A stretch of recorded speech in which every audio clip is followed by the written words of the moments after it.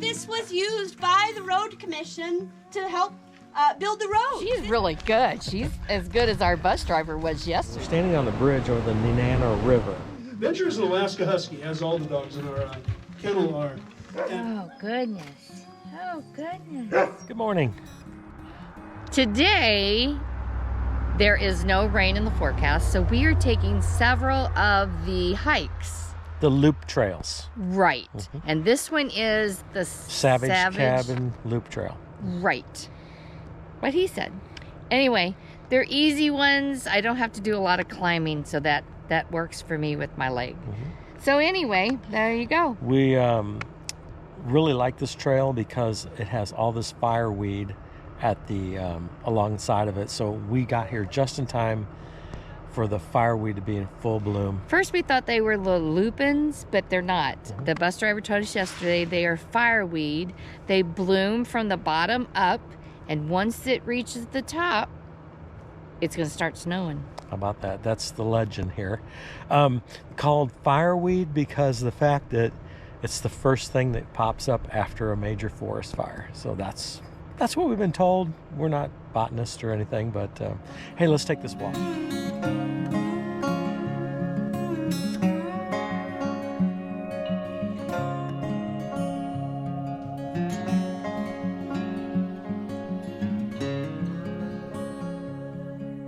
We're here at the Savage Cabin, and it is so cute. It's nestled in all these trees, but I have to show you one thing that really is interesting.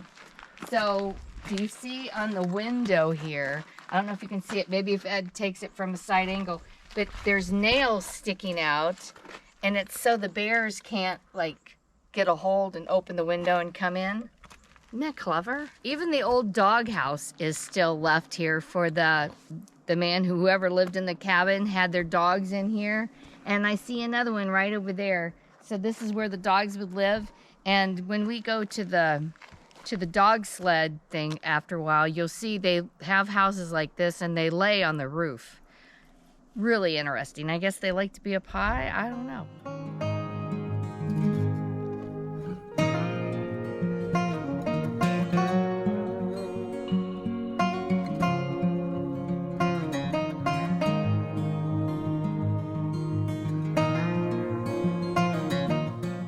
A tour group has just arrived, so we're going to stick around a little bit and listen to the ladies spiel on the cabin. I think it'd be a good plan to do that, but there's a lot of people here. This cabin is here in the woods now. It was about a half-mile away down the road. We'll point it out as we go. But this was used by the road commission to help build the road. This was the cook shack. So you saw in the film all the folks building the road were hanging out in those little tent cabins. And then this was home sweet home. That beautiful view of, oh, thank God, my next meal is coming right from here. So they stored all the bacon and the flour, all the good stuff in this hard-sided building, keeping it safe from the animals, from the predators, like a grizzly bear or a squirrel going after the food. So in a moment, I'll let you explore and check things out. But, you know, as we've been traveling up the road, we've been talking about what's out the windows. But there is a use for everything out here. And I'm sure Monty just alluded to it as well. I was telling my people I love to eat the spruce tips in the springtime. This place is like a grocery store, a medicine cabinet, and Home Depot all in one. So this cabin, all these logs are original from this forest. These are spruce logs, cut on 3 sides so they come together nicely. It's called a D-shaped log. But in between, if there's some gaps, you got to fill those before the wind gets in, right? So the chinking in this cabin, when you look up close, there's a couple of different materials. One, moss from the forest floor. You use what you got, and the moss was very helpful. Also, folks that came up here might have brought oakum, which is the rope from a shipyard, and then you kind of fray it up a little bit and stick it right in between the logs. It's a wonderful insulator. Most of this cabin is all in its original state. It got a new plywood floor, a little new roofing, but otherwise otherwise, this is what it looked like for the road commission folks, as well as the rangers that still use this cabin today.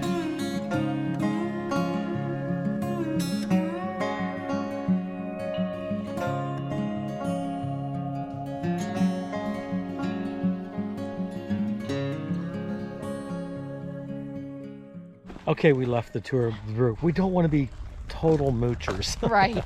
She's really good. She's as good as our bus driver was yesterday. Actually, we asked permission. She got there well before the tour group got there. To unlock and get the antlers all out and everything. So we asked her if we could stick around a little bit and listen to a little bit of her spiel. And she and said, video her. And she said, absolutely. Fine. So anyway, we did pay for a tour yesterday. So yeah. anyway, she was telling us that on this trail that we're on right now is actually a sled dog trail. That they actually use this in the winter, and they actually still use that cabin in the winter time too. The rangers do. So yeah, we're gonna hoof it back to our big sled dog who's in our sled. Oh yes. I don't think he could pull it though. And check on him. He sure loves riding in it. We have one activity to check off our list at Denali And before we've we been leave. trying to do this since we got here on Sunday. So there's been a couple times we came up here. There's no parking. Oh boy, there's a whole busload of people. We gotta hustle. We gotta walk faster. Oh, all right, we've been trying to do this since we got to Denali. On Sunday. Today's Thursday. But I think we're gonna make it this time, and that is the talk about the sled dogs. So we're headed down to the sled dogs, and they give a demonstration. So we're pretty excited. We got here once before, and they were It had already started, so they and don't let closed you it. in. So, alrighty, we'll catch you in a couple minutes because we have to hustle. Venture's an Alaska Husky, as all the dogs in our kennel are. And I know you've fallen in love with them, and everybody's going to go home and try to look for an Alaska Husky, and you're not going to find one unless, of course, you're in Alaska. That's because the Alaska Husky is not a recognized breed by any kennel organization. That's because we don't breed them to specific standards. They all kind of look like him, but there's no standard height and shoulder. There's no standard coat color. There's no standard eye color. We don't care if a hair points up or flops down. We don't breed to those standards. These dogs are bred for characteristics that help them live and work in an Arctic or subarctic environment. There are some common features that you're going to see. One is the coat. You see the guard here? Can you guys? The hairs on the outside, they're long, they're coarse. It's kind of like an overcoat. Underneath, if you get up in here in this business here, you find a softer downy undercoat. They don't have a lot right now going on because it's summertime, but that's the thermal aspect. I'll get it for you.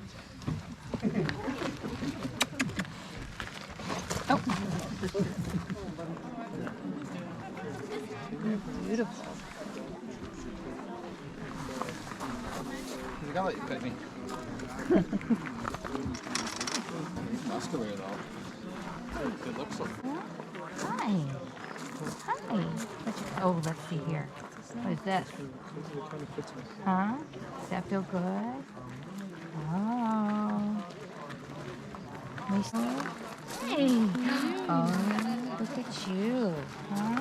Look how pretty you are. Look how pretty you are. You're so handsome. That's right. Yes, you are. You're handsome. You've got this big belly. Oh, okay. So what do you do to get them to be not? I think.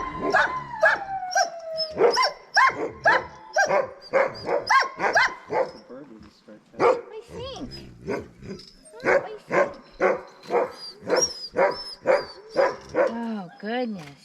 Oh, goodness. Oh, goodness. Oh, does that feel good? Huh? Does it feel good? Does it?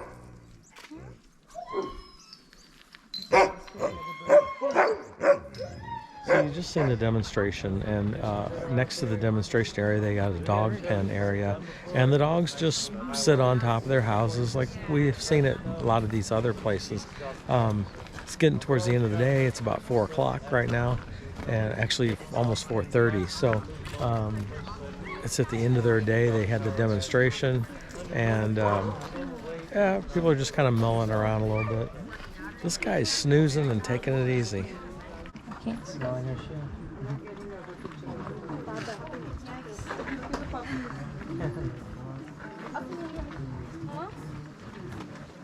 You are fast.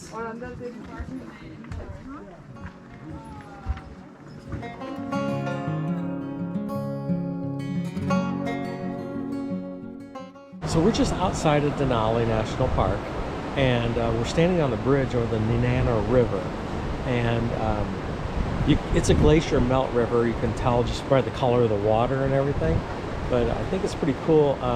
There's a sign here that tells all about it. I'm going to show you.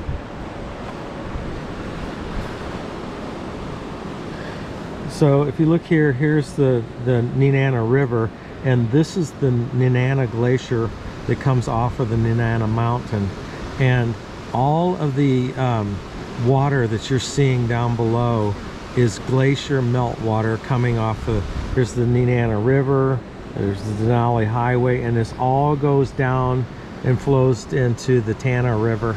If you just get a look at how much turbulence and how much water is running through the river here, it's just hard to believe that the majority of this is glacier melt.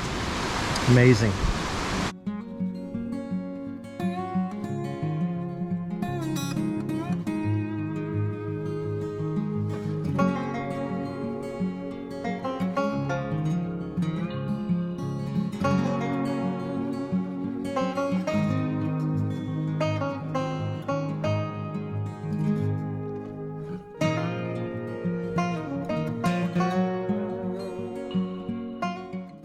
We saw a sign that said, "Come look at the view." So we did. We drove up here, and it's the Denali Grand Hotel. So we're not staying here, as you know. We are staying at the campground, but the view from up here, you can see the visitor center, the bus depot, our campground, the railroad trestle. I'm not sure if you can see it, but maybe Ed can zoom in. Take a look.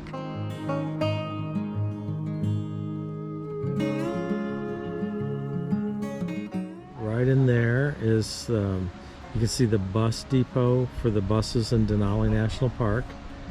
You can see some RVs over there. That's where the campground where we're staying. And there is the visitors center for Denali National Park. And then way off in the distance is the trestle for the train. So you can see pretty far here.